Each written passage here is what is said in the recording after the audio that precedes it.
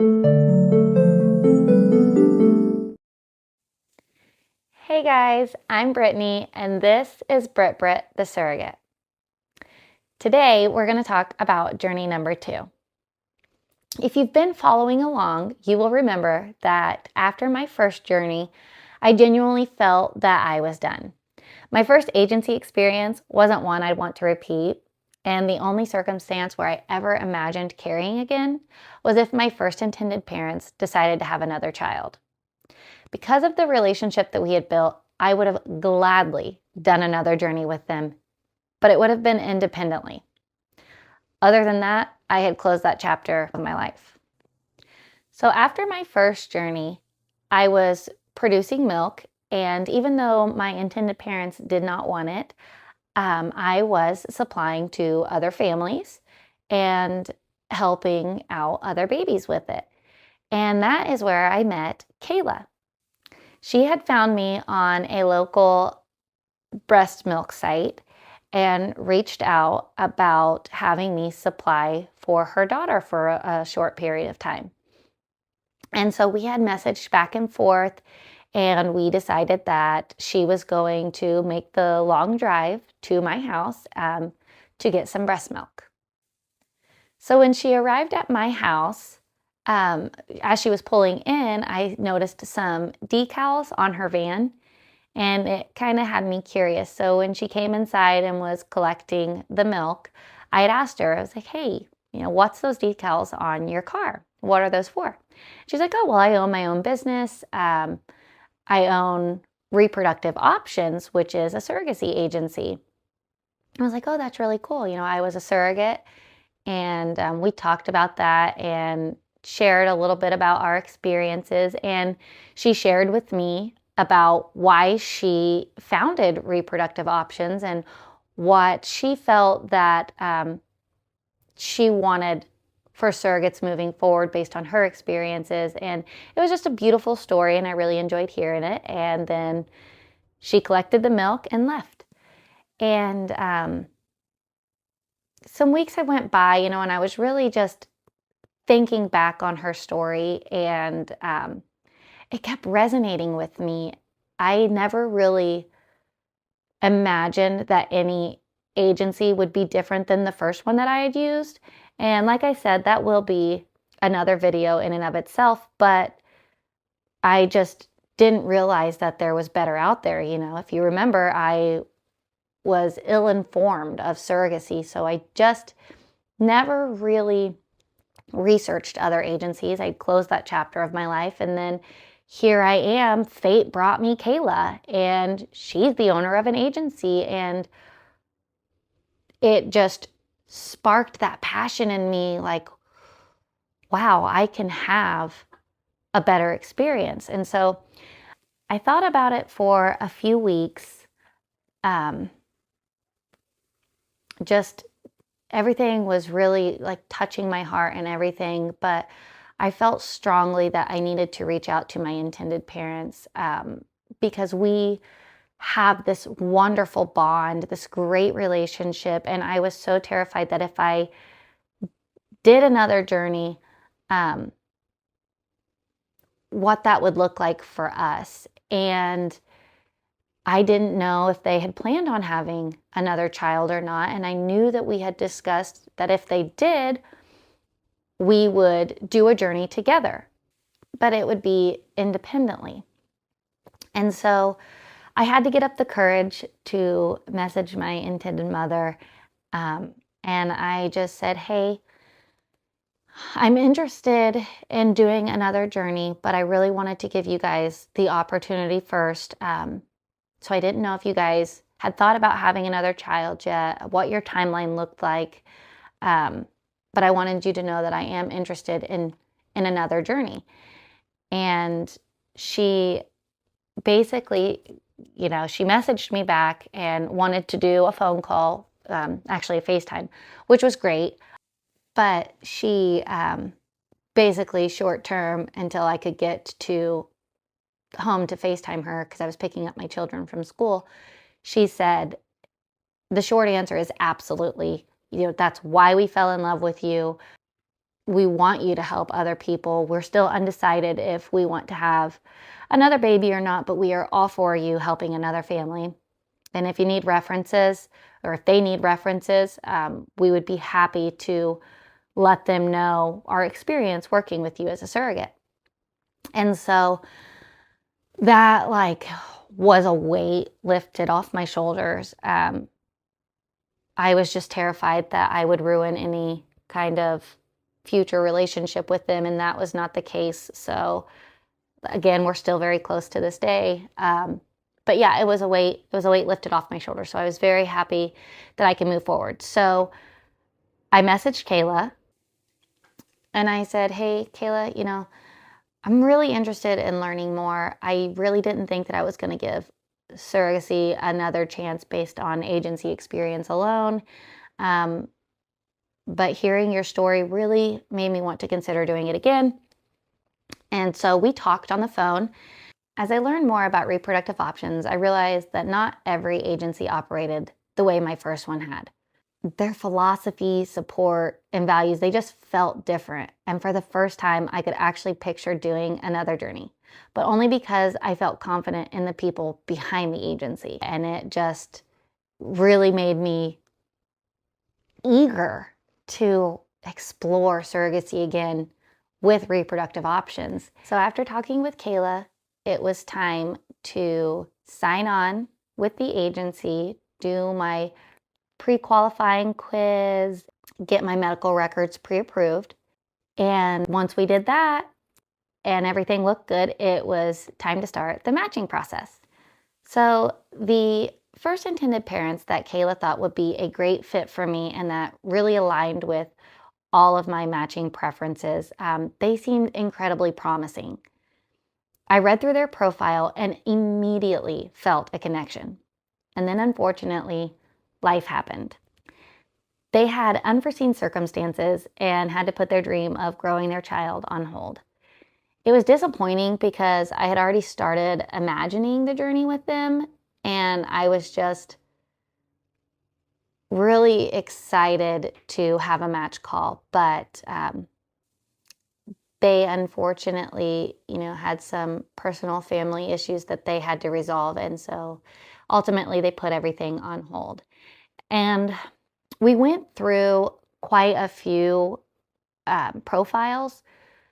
And it's not that these profiles weren't aligning with my match points. It's just that when I am looking for a match, and because I really wanted to make this second journey everything that I hoped for, I wanted to take my time and really wait for this feeling. And it's hard to describe, but it's a feeling. It's a feeling that yes, this is the couple that I'm meant to. And with that first profile, I felt that feeling like I am meant to help these people. And so they were aligning with my match preferences, all these other profiles, but I wasn't getting that feeling. And not only do I look for that feeling, I also am looking for, am I going to have the relationship that I had with my first intended family? Am I going to have that? Because that closeness, that relationship, that friendship that I have, I want that with the next journey. That is something that keeps me going, and I really want that. Now, I don't look for, am I going to be involved? Am I going to be a parental figure? That is not the case. I just want 10 years down the road to be updated and like, hey, Johnny boy over here just won his first baseball tournament, or Sally is taking music lessons. Like, I want those updates, that friendship. I grew this baby. I want to just know about them. And so those are things that I look for. And so finally, I get this profile. And I think it might be maybe the fifth one. I'm honestly not sure, but it might be the fifth one. And as I'm reading it, I'm just like, okay, I'm starting to get this feeling. I feel like I'm meant to help this couple. And I'm also reading along, and I get this sense that I'm going to have a relationship with them. Now, I will say, as I was reading through their profile, it did say that one of the intended parents was in the entertainment industry. And I'm going to tell you guys right now, that is absolutely not why I chose to work with him. I had never heard of this person and never seen this person. So that does not sway my decision. My decision is based on the feeling, and I felt warmth and closeness and friendliness from their profile. And what stood out to me most on their profile was all the plays they loved to attend and musicals, and they just did so many things that were so inspiring and just showed me that they were very family oriented and amazing. And so I agreed to the match call. And I will say, with the match call, I am a nervous person when it comes to meeting new people. And with my first journey, my husband could not attend the match call. And I didn't really have that support there to keep the conversation flowing. But luckily, my intended parents were great. And so they made me feel comfortable. But leading up to the match call with my first journey, I was so nervous. And so with this match call, being that the intended parents were on a completely different time zone, I mean, they're not even from the United States. So my husband, with the time zone being different, my husband was actually able to be part of the match call because it was like at 6 o'clock at night, our time. And that's what worked out best with the intended parents. So he got to be on the match call, and just having him at my side made me feel more at peace leading up to it, because I knew that he complimented me so well. My strengths and his strengths are different. So going into match calls, my fear is, am I going to know what to say? Am I going to have enough to say? And knowing that my husband is great at conversations, I knew that no matter what, he would pick up the slack if I started to get shy or nervous or not sure what to ask. So we do this match call, and thank goodness our match call coordinator was amazing. When you're in the match call, there are questions that you might have that you might be afraid to ask. And our match call coordinator was on it. She picked up all the hard questions, and she made it a flawless experience.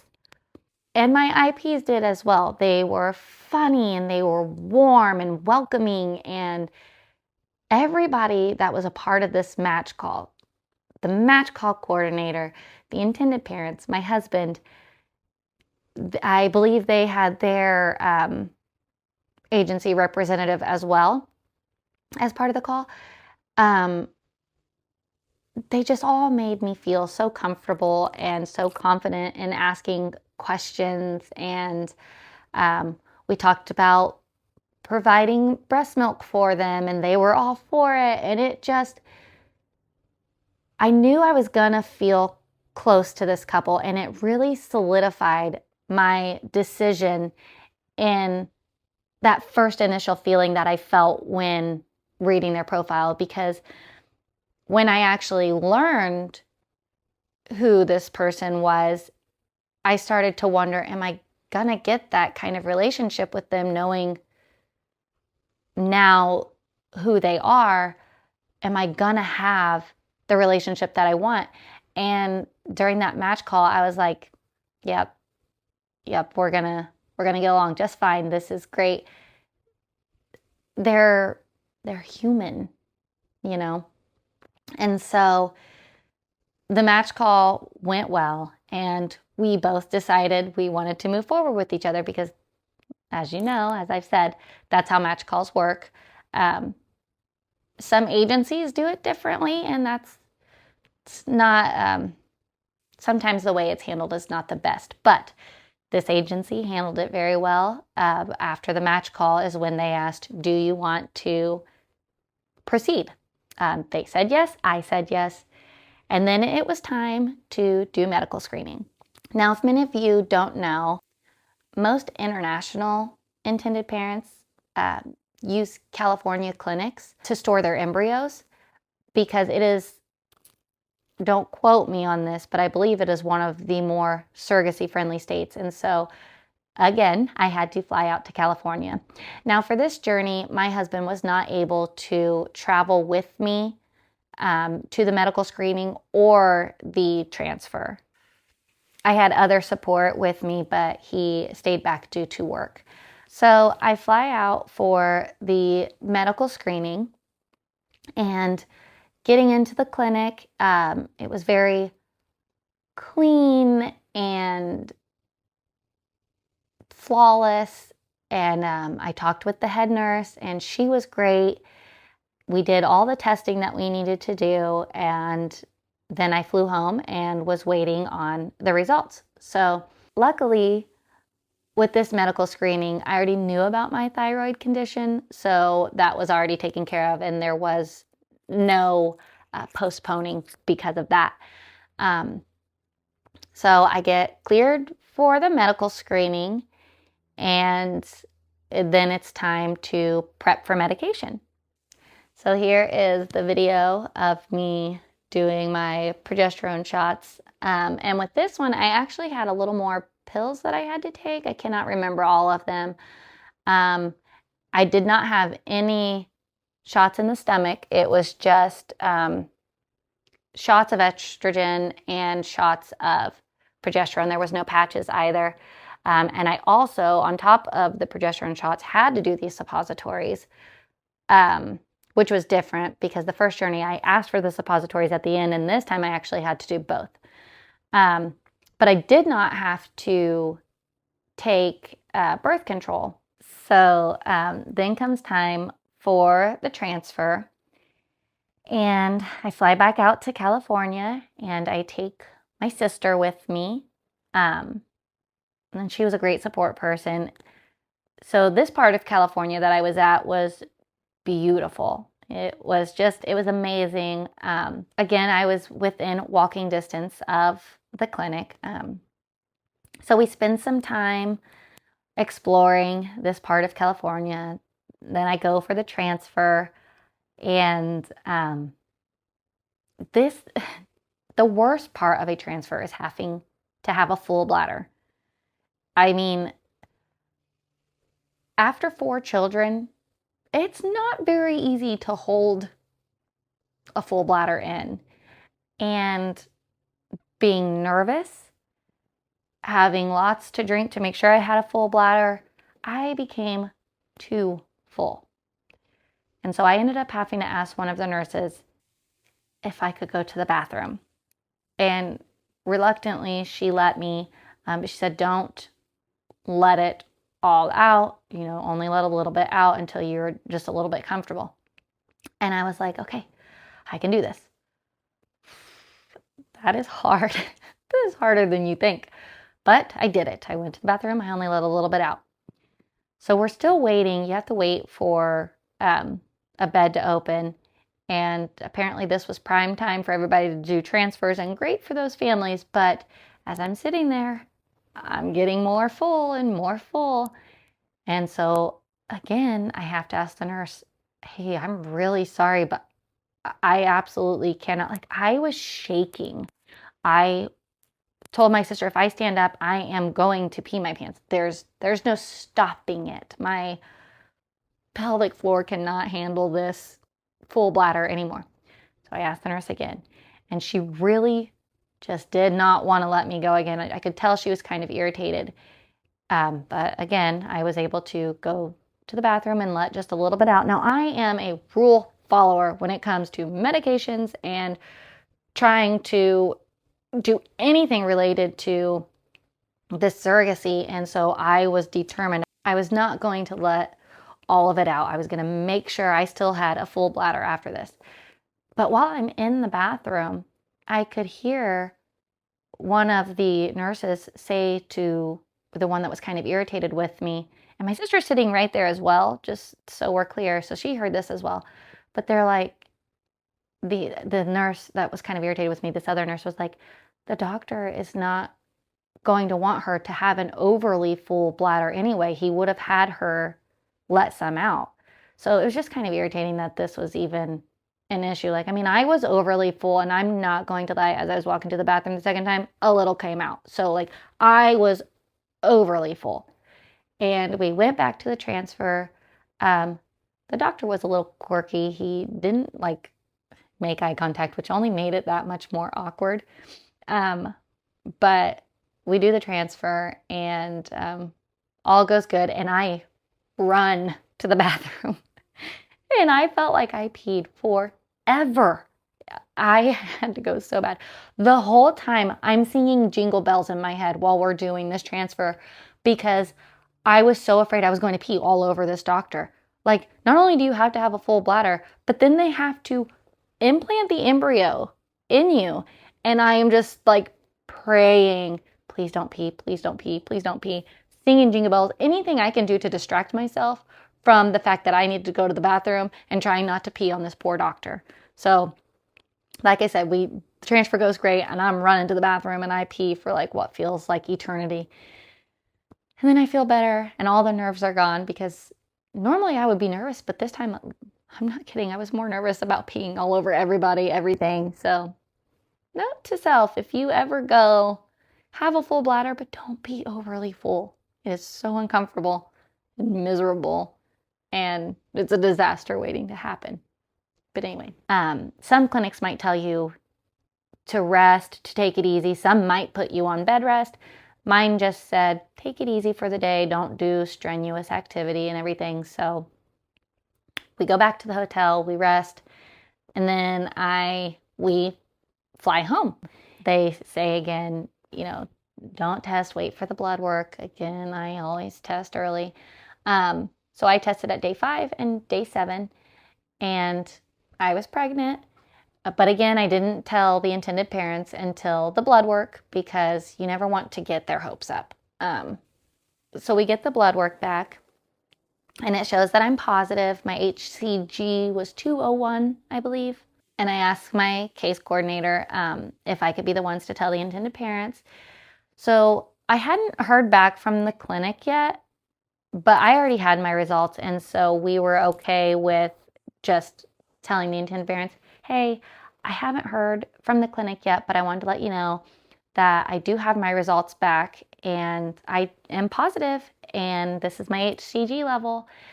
The only thing I wish I would have done is I wish I would have done a special picture or a special video for them. I unfortunately did not, because so with each of my pregnancies, I always get more nauseous. And so I was really I was tired, I was nauseous, I was feeling pregnant already. And so I didn't. Life was busy as well. So I unfortunately, I did not take this special little video for them or picture or anything, but I did let them know, and they were so excited. They were celebrating, and everybody was just really happy. Now, this clinic wanted more monitoring appointments and HCG checks and things like that. So I am able to monitor with a local clinic. And so I was getting betas back, and they were continuously rising, and they were really big numbers. And then I go to, I believe it was supposed to be the heartbeat confirmation, or just another ultrasound. And I'm super nauseous. I'm not feeling very well. I've got these Preggy Pops that my intended mother had sent me, and I really enjoy those. They have great flavor. They're delicious, but they do like make my cheeks sore because of how many I was having to eat, because I just was not feeling good. And so I'm laying on the bed, and she's doing this, and she's like, has anybody talked to you about your ultrasounds recently? And I was like, no, why? And my heart is sinking. Like, what is about to be said to me? And she's like, I'm just going to show you the screen. And so she turns the screen and my mouth drops.